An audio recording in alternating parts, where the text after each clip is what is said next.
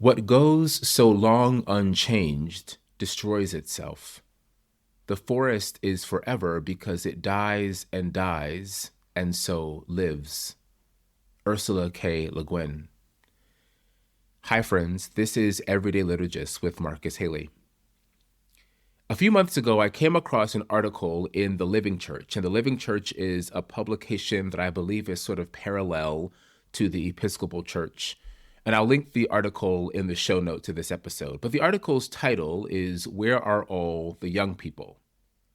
Where Are All the Young People? It was written by Allen Wakabayashi, who's at the Episcopal Church at Princeton. The article names a familiar critique, a familiar reality for those who've kind of been around church circles for a while. The Episcopal Church, like all mainline denominations, skews older in membership. And despite, or maybe because of this reality, we often do little to meet young and emerging adults where they are and foster seeds of faith. As a college chaplain, I have learned that people don't really understand what we do. Both inside the church, beyond the church, people don't get what we do. They don't understand it, and so they don't know how to put value on it. They don't really know how to support it. And yet here we are in the trenches, in the front lines, in the frontier where the church is dying and is so experiencing new life right in front of our eyes. One of the things that I appreciate and love about the ministry that I get to do is that I get to see faith happen. In a time where we talk about the demise of religion and the demise of the church and the demise of Christianity, I see the Spirit at work in the lives of young people each and every single day. And so I wanted to reach out to Allen. I wanted to hear more about what he wrote in this article, why he wrote this article. I also wanted to get a snapshot of his ministry at Princeton to see what I could learn from him as I think about the work to which God has called me. Now, a couple quick notes actually. The first is that this is my first conversation. God willing, there'll be lots and lots more. But you may hear a couple of sound issues emerge. For some reason, the microphone that I'm speaking to you on now didn't connect then, so my voice sounds a little weird. There's also some weird background things that happen because the mics were a bit off in this conversation. I chose to leave those unedited, those sort of scratchy moments in the conversation so that you could get the entire conversation. Remember, at Everyday Liturgist, we are about the journey, not the destination. We are about progress, not perfection. I will always remember what Natasha Rothwell's character says in HBO's Insecure. It's about growth. The second quick note is that this is a much longer episode than you've become accustomed to so far on our podcast journey together. So far, Everyday Liturgist has been about 20 to 25 minutes. It's been mostly sermons repackaged for a podcast audience. This is a conversation.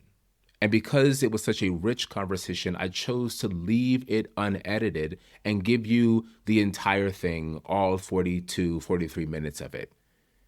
Feel free to come back to it. Don't feel the need to listen to it all at once, but know that there are some really important nuggets, some wisdom that I found in this conversation that I wanted to share with you. Admittedly, there are some parts of this conversation that can get a little insider baseball-y. Some things that are specific to the inner workings of the Episcopal Church, and as you'll hear in the conversation, some frustration with that work. But I hope that what you can gain from this conversation really deals with your own faith journey, that helps you identify and connect the work that God is doing on college campuses to the work that God is doing in your life. Because here's a spoiler alert. This is not about young adults. It goes beyond young and emerging adults. This is about the growth in the spiritual life that is the path of each and every person who follows Jesus of Nazareth.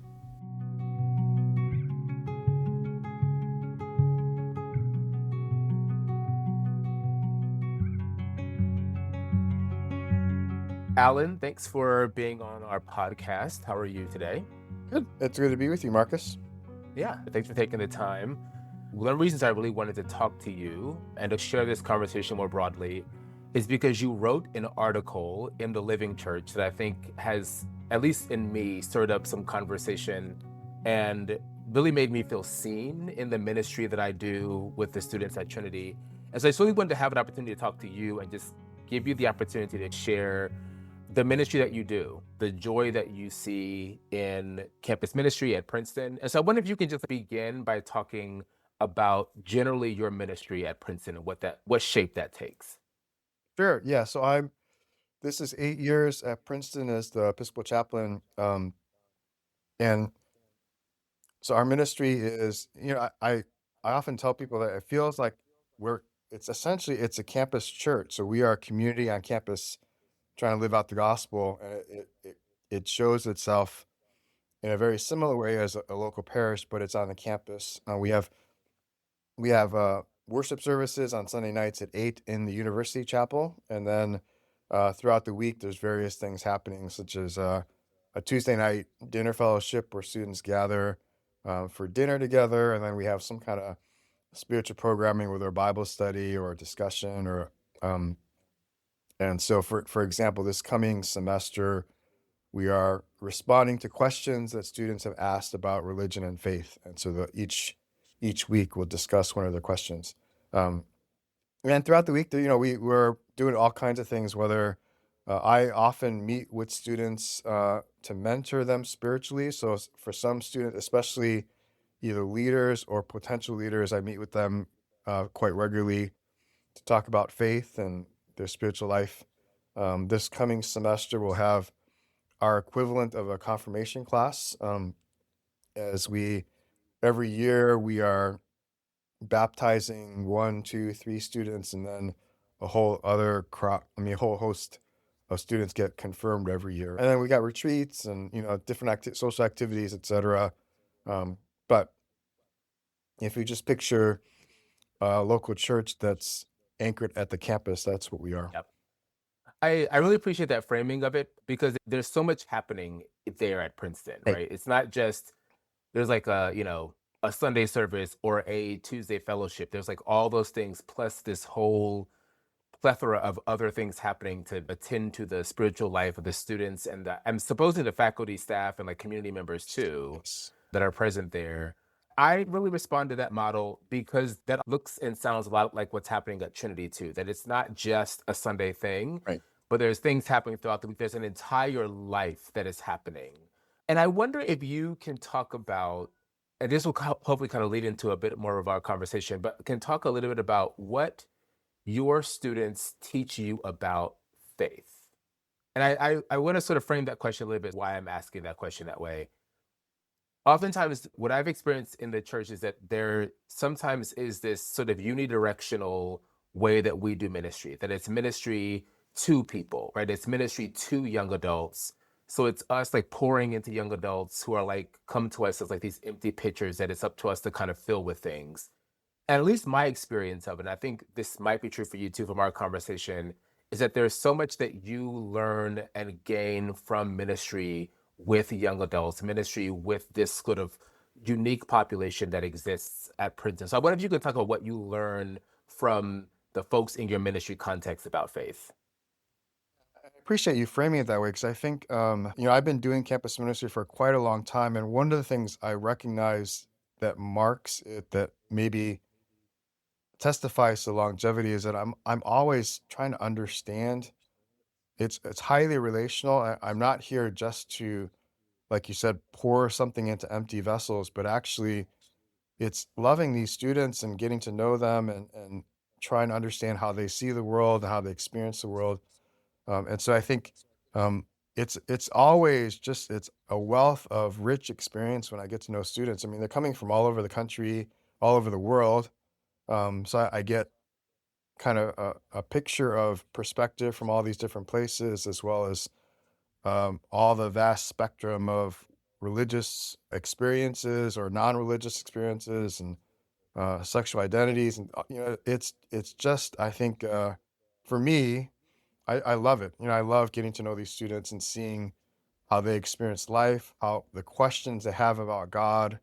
Um, and these students, this particular era, these students are the ones that I encounter at least are that go deep with us. I mean, they're really hungering after Yeah. transcendence and love, and they want to know God, and they're searching. Yeah. Um, and they love the ones who find their home with us. They love what the Episcopal Church and the Anglican framework offers them. And so, Yeah. um, but yeah, it's I think our parish, most churches they have their community. Our parish community is the campus, and so it is about trying to understand and love the context we're in, whether staff, faculty, students. Um, yeah, and I love it. I love, just seeing what the university is like, and so and it is enriching because I think students' experience of God can be quite different than my own. Yeah. And so it's just mutually, it's edifying both in both directions as we, engage with each other.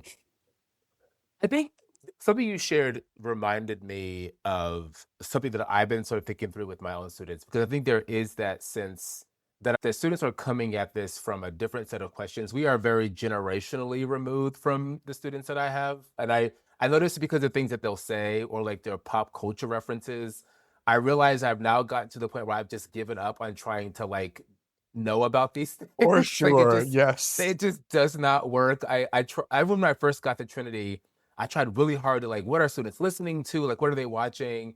And I just kind of got to the point I was like, I'm gonna let y'all have it. Like, I can't keep up with it.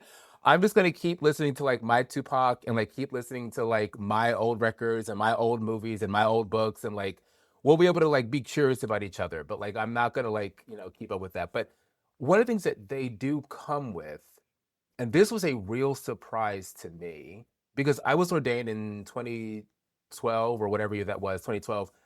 And I imbibed deeply of this sense that like religion was dying. That we were going to be the generation that was going to put religion in the ground and that Yeah. was going to be Yeah. it. And that is not true, at least anecdotally from my standpoint, that religion is actually experiencing this kind of upsurge of Yep. interest. And what students are bringing into, at least I can speak from my own context, is they're coming at it with these very real questions, very tangible questions. I cannot tell you the number of times students have come to me with earnest questions. The questions I would have been afraid to ask a pastor, Yeah. they are just like, no, I'm just going to ask about all kinds of things. What does the Bible say about these tangible, practical things? There's that bit of it.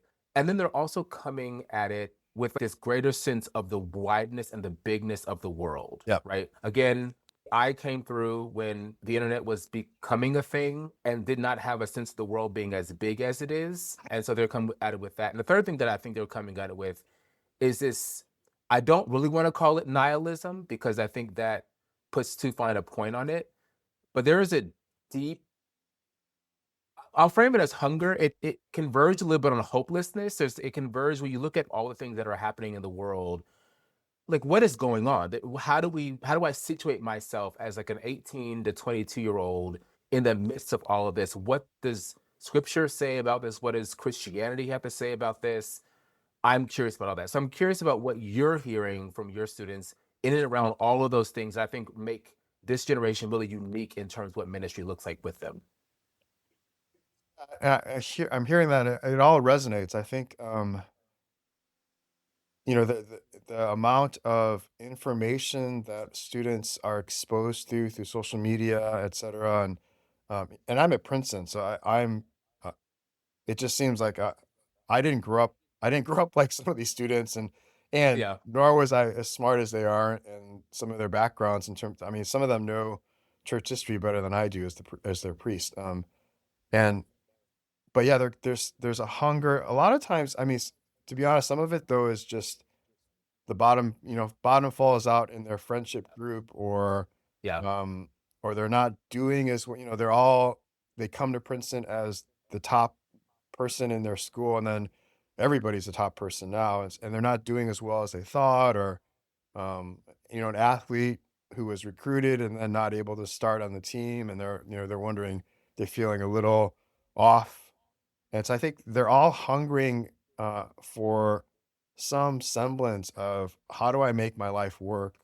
Yeah. How do I make sense of, and then, add to that the drama that's all around us, with whether it's Yeah. the national political realities Yeah. or whatever. And so sometimes there's a fine point of like, what do Father Allen, what about this? But oftentimes I think it's just this underlying sense of, I need something. I'm Yeah. looking for something, right? And Yeah. I've had multiple conversations with those who are not yet Christian, who, for one way or another, find themselves coming to our service, and they love they love coming. They don't yet believe. I had one student. I mean, this past semester, he came in, and he grew up in kind of an evangelical context, but quickly left that, I think, in high school. Yeah. Um, so he doesn't believe in anything, but he's searching for something. And he goes, Father Allen, I want to believe. Yeah. And so I keep coming. Mm-hmm. And he's Yep. experiencing something in the chapel with us, that he keeps Yeah. coming. He keeps feeling something, whether it's the experience of the service or the sermon or whatever. Another gal is coming, and she too lightly church back at home, but not very Yeah. much. And there's just you could tell there's an unease or something not quite right in Yeah. life. Some has to do with her athletic. She's not starting anymore. Things like that. And Mm. um, Yeah. but she keeps coming, and Yeah. she wants to believe. She wants to find something, and she hasn't yet committed. But they're Yeah. looking. So I think that's where Yeah. I find a lot of our students, and then the ones who have been much more churched, are often deconstructing what they grew up with Yep. and asking questions, because, college is that time where I think so. I often talk about how something magically changes from senior high school to freshman, because their brains seem to be like they're kind of adults now, right? They're often high school kids. I don't want to do youth ministry. I don't want to. So I like college Yep. students and being able to engage in pretty high level conversations. Sure. They're re-examining what they got at church and questions they never asked before, and they're realizing, for a lot of them, the Sunday school stories that they grew up with, the little bits and images, it's not enough anymore. And deeper questions like, how does this make sense of my life? How do I actually live this in a way that makes sense? Yeah. I think getting to the point of life where the Sunday school narrative doesn't hold, it makes you think of something Walter Brueggemann talks about. He has a book about evangelism, and he talks about one of the sort of forms of evangelism is helping people who have an immature faith. And I don't say that as like a moral judgment. It's just faith that hasn't fully Yes. matured. Helping people who have an immature faith mature in their faith. And that sometimes what happens, and the church kind of does this, is that people reach the point where like Sunday school narratives no longer work, and then there's nothing to catch them. There's nothing to be like, okay, let's now create the community to help you like mature in that faith, to ask those deeper Yeah. questions, and to create the community where, even if we don't have the answers to all your questions, because let's be clear, we Yeah. don't, we can at the very least create the kind of community that makes it safe to ask those questions. I will always remember a conversation I had with a student who now comes to chapel very regularly. She came to me like early on in her career at Trinity, and she openly identified as agnostic, didn't believe in any of this stuff, and just wanted to just like, hey, can we talk about books about like agnosticism and all this stuff? And so, great. As a chaplain, I'm like, here are some resources. Let's talk about it. But as I kept talking to her, like she kept saying things that like resonated with me. And I was like, am I also agnostic? Like I have questions. And so finally, at the end of our conversation, I said, feel free to push back and tell me this is wrong. Feel free. But you came in and you identified as agnostic. And if that's true for you, I want you to hold that feels true. But it sounds to me actually that you are a Christian who were told your questions had no place in church. And she shook her head and was like, yes, that's Yeah. me. And it just reminded me of all the times that we have people who grow up in church, who attend all the things, they get confirmed, they do all the things the church tells them to do. They go off to college in this time where they're instantly told, now you're an adult, figure it out. Yeah. And there's nothing to catch them. There's nothing to be like, your faith actually is an ongoing journey of maturation. And we have to provide the resource and the container to hold that for you. And I think that's where I find a lot of our students, whether like you said, whether they grew up in church in the United States or around the world, or they're coming to faith in different ways, they're all looking for that community where it is both safe to ask the questions that they've always wanted to ask about faith, but didn't want to ask their priest or whoever. But also, and you touched a little bit on this when you talked about like student athletes who come and maybe they were recruited, but they're not starting anymore. Yeah. That one of the few places where they can be part of the community where they don't have to perform. Exactly. That's right. That's right. Like the number of students who are high achieving, who are excelling in the classroom, who are excelling on the field or excelling in the swimming pool or whatever like thing that they're doing, and who appreciate coming to chapel. And I'll throw this in there, like, appreciate coming to a liturgical space. Yeah.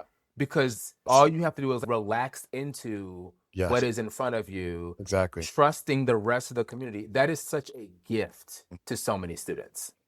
Yeah, I agree. And I think, my experience has been that a lot of the students that I engage with, they're so high achieving. So they've been able to really control life. And some, coming into college, they did everything. And at Princeton, I realized early on as I got to know students that some schools, they're looking for the nerd, the brain, like it's all about academics.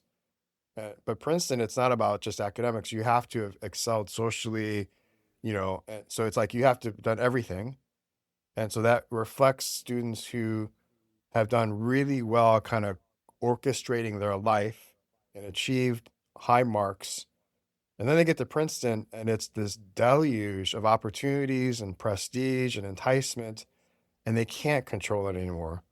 Yeah. And so they try. And I think with that mentality, they think, well, religion fits in that little box over here. So maybe I'll go to church, but it's not central. And then everything else is, and at some point they can't hold everything together. Yeah. And I think then they start opening up to like, okay, how do I make sense of my life?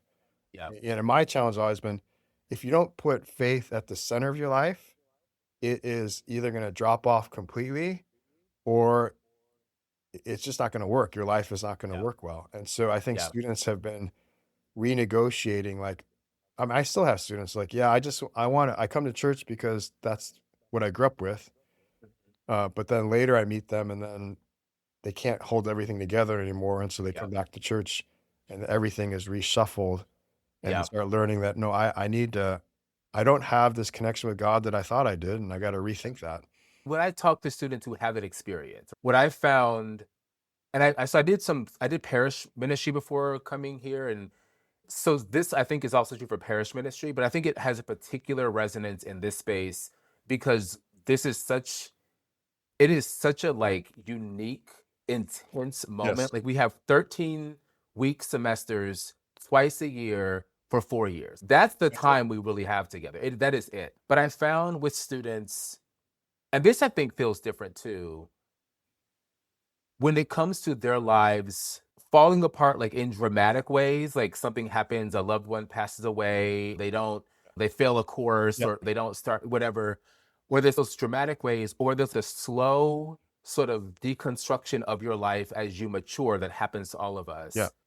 What I found really works with them is both like giving them the safe place to be broken, right? To be you don't actually have to have it all figured out to be in this space. This is not about perfection, but also in ways that are appropriate, right? To model to them. I also experienced that ongoing. I experienced it at your age. Like all of this is like developmentally appropriate for you. You are not an irrevocably broken person because you're experiencing a challenge right now. Yeah. We have all been there in different ways, and providing just the sort of mentorship, the prayer support, the spiritual support, the pastoral support, the emotional support for students who sometimes can't show other people that they're falling apart. They Right. can't show their parents they're falling apart because their parents are going to freak out and call the school and it's going to be a whole thing.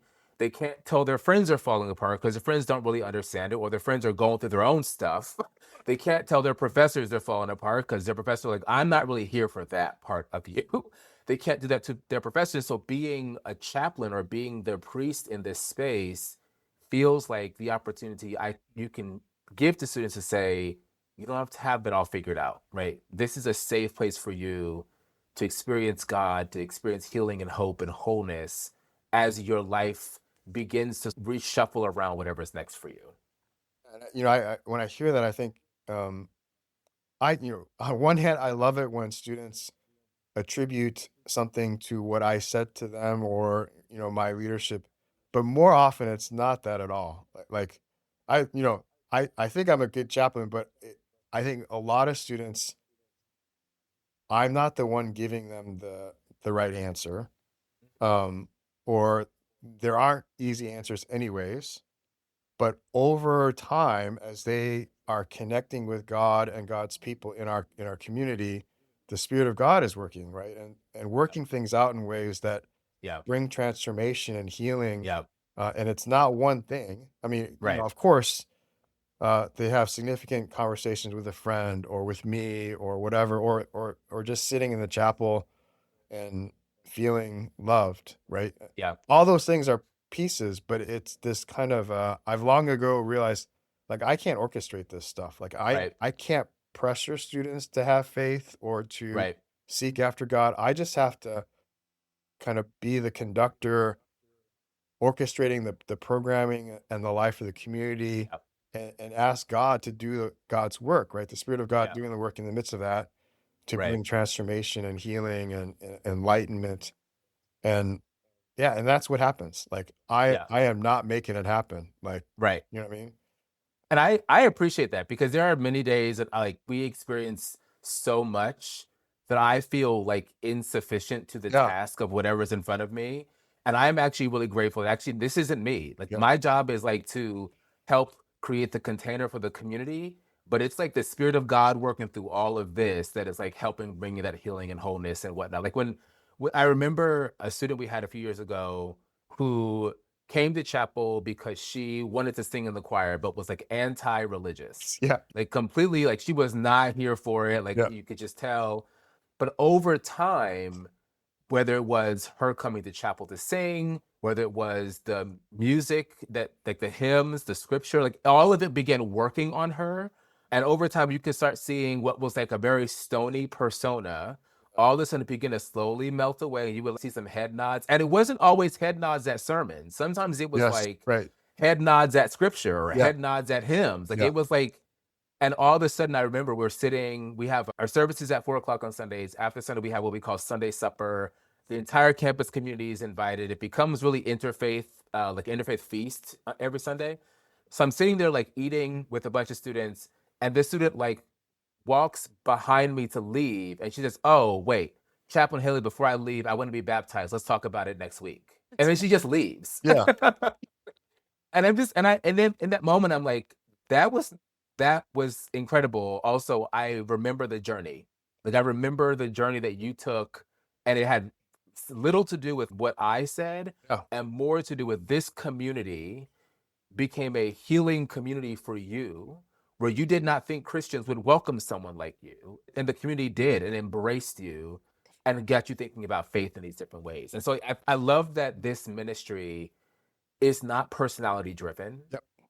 There are plenty of those. And sometimes it's a little bit of jealousy that I have for those spaces because it feels so easy to draw people into that like really charismatic, like personality driven Yeah. space. And Right. for what God does in those spaces, that's fine. But I'm grateful to not be in that kind of space most days when I can just say, this truly is like liturgy, the work of the people doing this. It is not me.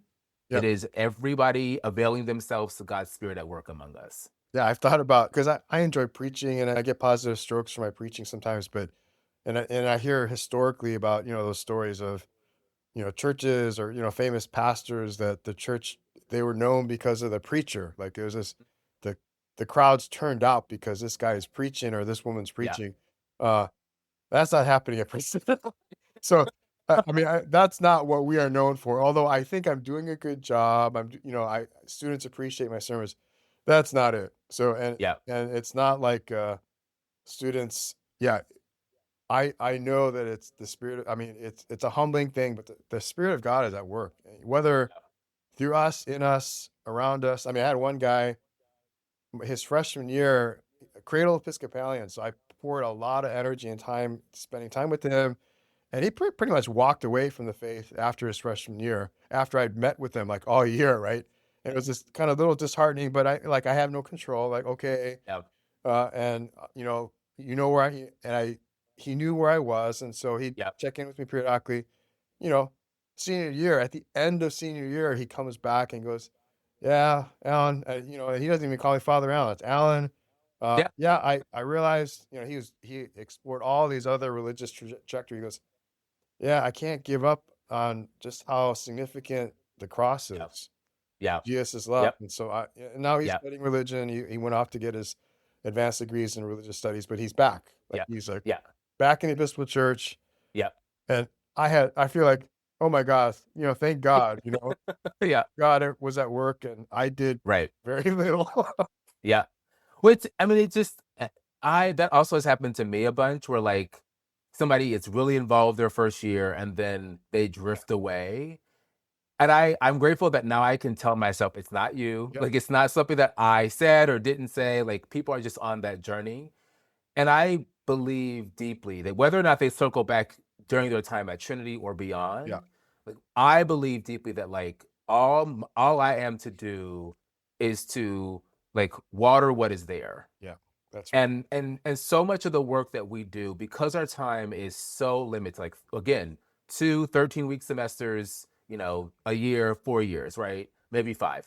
Yeah. But because our time is so limited, I believe that our job really is to water and sow seeds. And we probably will never see That's right. like the fruit of this, right? Like there's a student who graduated last May who was involved in chapel all 4 years. Yeah. Also on our campus, deeply involved in Trinity Homelessness Project, deeply involved with community service, involved with Amnesty International, involved with our group on campus working on divestment, things of that nature.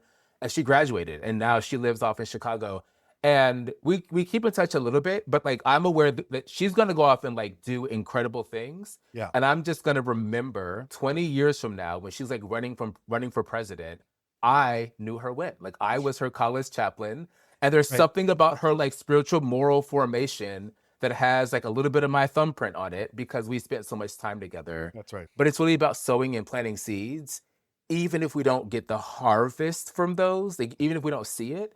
And not that I want to get into a whole conversation about the Episcopal Church support for campus ministry, but some of the reason why I think the church doesn't do it as to the degree that it should is because we are deeply beholden to an investment model that says we're only willing to invest when we can see an immediate harvest. Like when I will give you the money, but I need to see some measurables, some deliverables. Right. And this is the kind of ministry where you just don't see those. You're just not going to see them in the time frame and the amount that you want to see them. And so the church struggles to actually say, we're willing to invest in this, not simply because we're going to get a harvest, but because it is actually what you are to do. It is the right thing to do as people of faith to pour into the next generation, even if what the next generation does with it is different than what we might do with it. Our job is to convey the faith. We pray this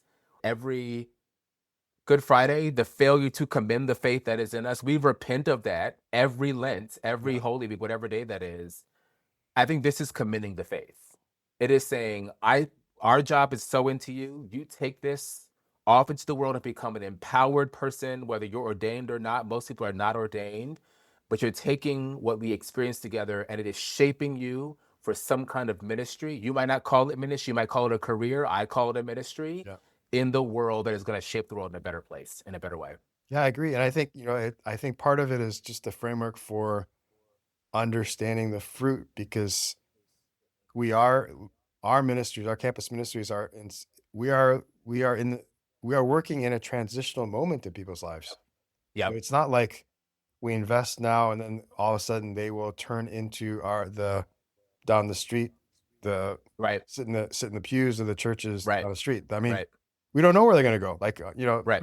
Princeton is one that our grads go all over the world. And so it's not Right. like easily trackable to say, okay, my investment here translates in these people who end up in pews over there. I mean, Right. but at the same time, man, if we just change the framework to say we are investing, this Yep. is a foundational season of people's lives, Yep. that if we reach them now, it'll change the Mhm. entire trajectory of their entire life. Yeah. And whatever influence we have on them goes with them into whatever career, job, church that they end up, Yeah. right? Yeah. I mean, it's incredibly significant, but I don't think people view us that way sometimes. Yeah. Yeah. So we can keep talking forever, but Yeah. I know your time is precious. So I have two closing questions for you.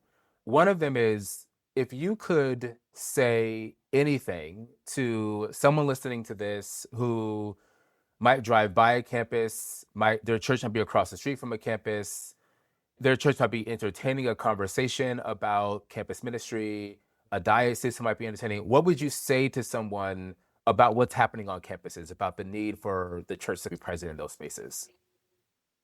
Yeah, this is complicated because on one hand, the when you look at the campus, there is so much opportunity. Oh my goodness. And especially now, I mean, we are having reports that the religious interest among Gen Z is just on the rise. And so 100%. um the interest is there. They're asking the questions, they're looking for something. And so the opportunity is there. But then when it comes to like our corner of the world, the Episcopal Church, doing campus ministry is hard, man. Yeah. And it's not just for the lighthearted, for anybody's like, oh, for any church, it's like, oh, let's just figure it out. Let's do campus ministry. It is hard. Yeah. And it takes the right people, it takes resources, it takes the right kind of training. And this is a part of my article that I wrote for Living Church, but behind it was just that the Episcopal Church has not created a whole system Right. for it to thrive. Right. Right. And instead, it's been this piecemeal. Whoever wants to try it can try it. And I mean, if you find the right people, it can grow. Like you find the right person to lead ministry or the right team. God and the Spirit of God can do whatever God wants to do. But on our side, just trying to be strategic, man, we just need to create, I mean, money, resources, leadership, Yeah. training, all Yeah. of that stuff that I'll be honest, it's evangelical world is like miles ahead of us. They're doing it. Yeah. And so in the face of all this opportunity, I keep hearing about Gen Z coming to church again. It's Gen Z and the millennials, even more than Gen X and the boomers that are coming to church. But where are they going? They're going to evangelical spaces. Yep. Right. And, Grant, I respect evangelical spaces for what they're offering. I grew up in that. But man, we've got so much to offer in our Yeah. Episcopal Church context. I want them to come to us. I Yeah. want them coming to us, but the Episcopal Church hasn't figured out how to change the culture of our church. Yeah. You do this well. And Yeah. so if we're looking at, say, for instance, a local church is right by a campus, God bless you. If you want to try. But there are a lot of obstacles in front of you to make it work.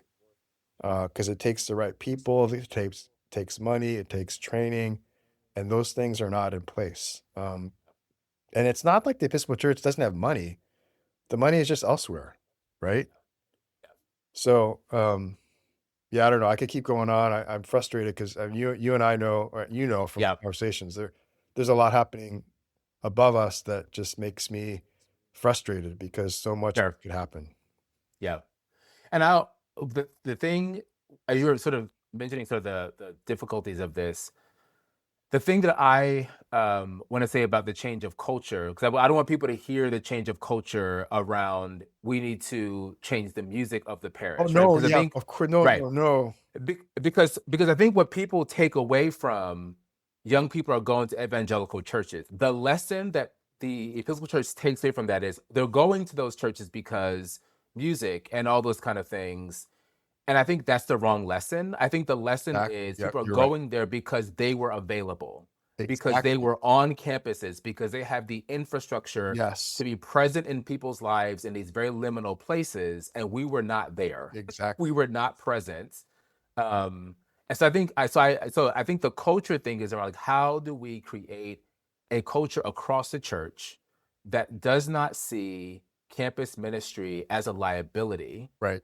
It doesn't even see it as extracurricular, but sees it as foundational to what it means to commend the faith that is in us. Like Exactly.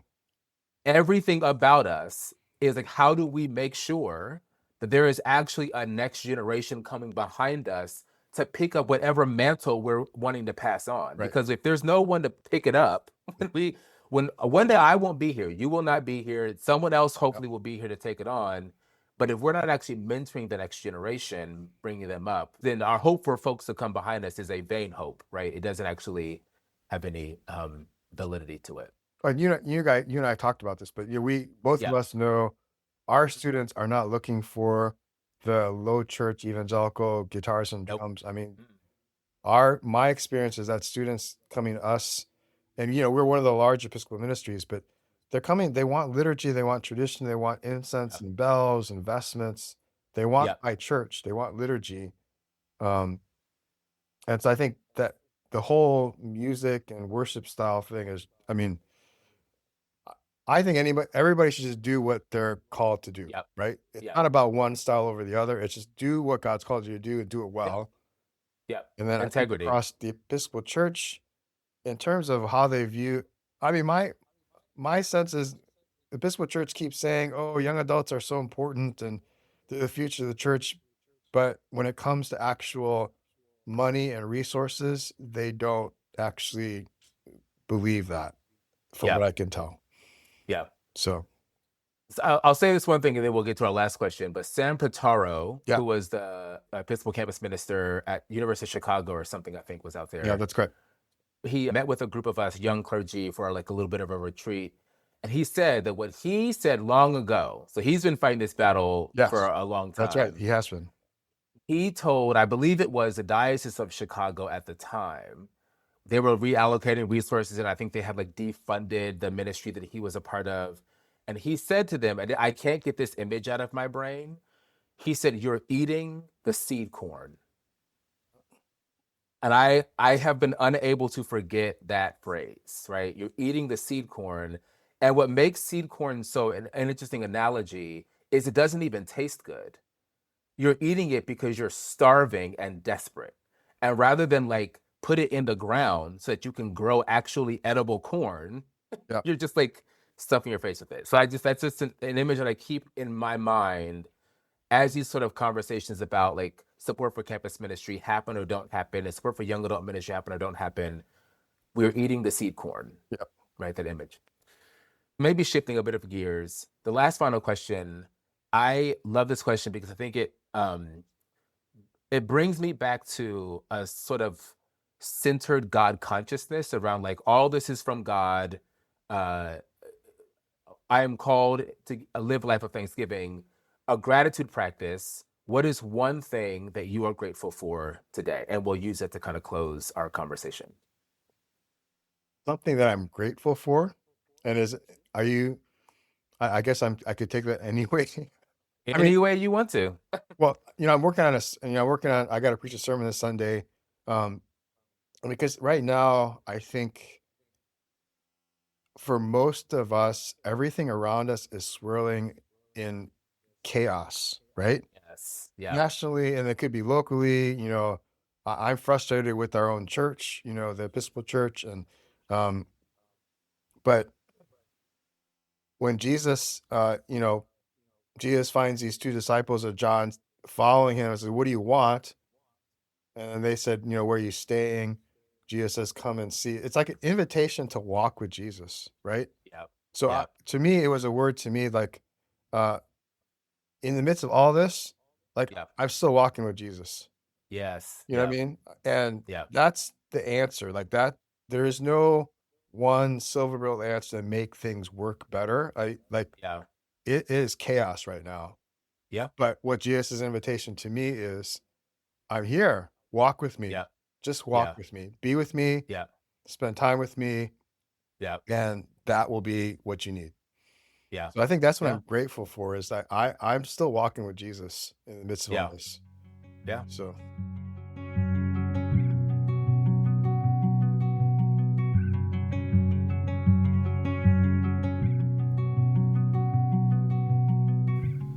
I have long believed that the news of the demise of religion, of faith, of the church, of Christianity, I'll even step on a ledge and take a risk and say that the news of the demise of the Episcopal Church is a bit premature. What I see in my context every single day is that faith is changing and growing in dramatic ways. The question that we have to ask ourselves as an institution is, have we created the container, the community, to hold that journey? Or have we so narrowed what it means to follow Jesus that the moment people diverge from that path even a little bit, they find themselves outside of the community of the faithful? The reason why that's an important question to ask ourselves is because, as I mentioned before the conversation, this is not solely about young adults. This is about all of us. If we are honest, our faith does not stay the same. It is always changing, always evolving, always adapting. We experience transition and loss and death and resurrection over and over again in our lives.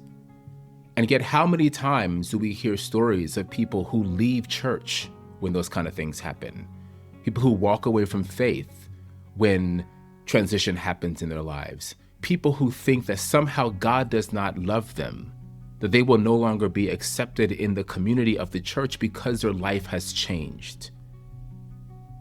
Things change.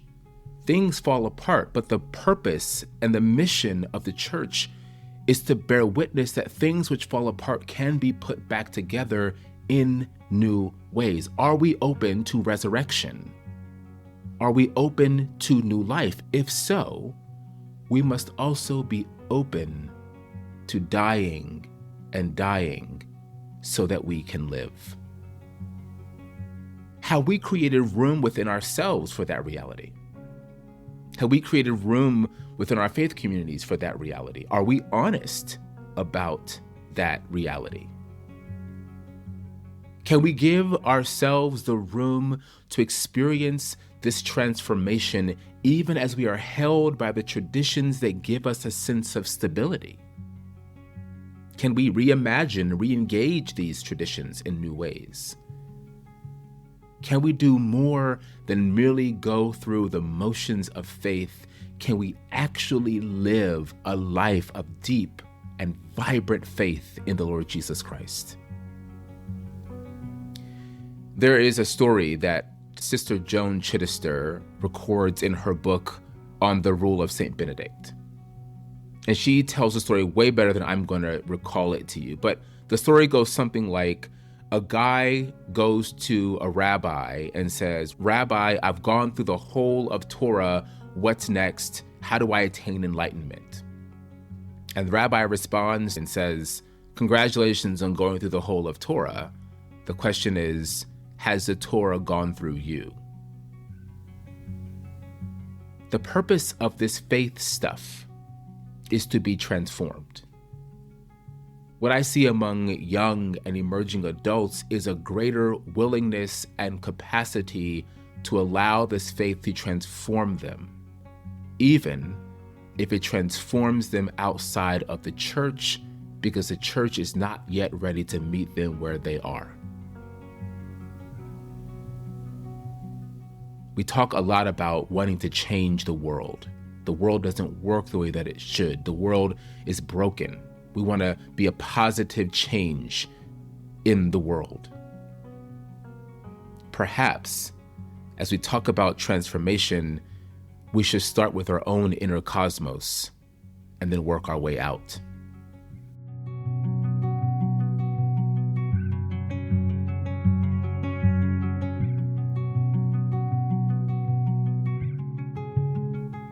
As always, we'll close with gratitude. I invite you to think about one thing that you're grateful for in this moment. I am grateful for Allen's ministry and the ways that he is walking with the folks in his context, even as he's giving our church a much needed challenge to do better as it pertains to the ministry with young adults. I'm grateful for his voice. I'm grateful for his friendship and partnership, and I'm grateful for the questions that this conversation has sparked in me, and I hope has sparked in you as well. Friends, life is short, and we do not have much time to gladden the hearts of those who make this journey with us.